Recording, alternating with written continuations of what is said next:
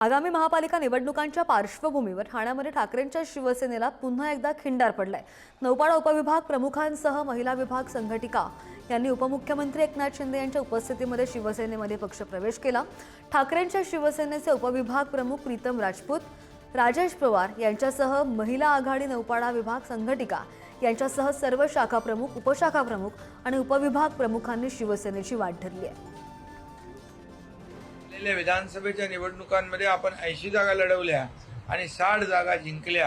हा एक दैदिप्यमान असा विजय आपल्याला मिळाला आहे आणि म्हणून आज लोकांनी ठरवलंय की काम करणाऱ्या लोकांच्या मागे उभं राहायचं, विकास करणाऱ्या लोकांच्या मागे उभं राहायचं, या राज्याला पुढे नेणाऱ्या लोकांच्या पाठीशी उभं राहायचं। कारण शेवटी गावागावातले लोक येत आहेत याचं कारण त्यांना माहीत आहे की 2.5 वर्षात जे आपण या महाराष्ट्रामध्ये काम केलं ते काम पाहून आणि तो विश्वास ठेवून लोक आज आपल्याकडे येतात।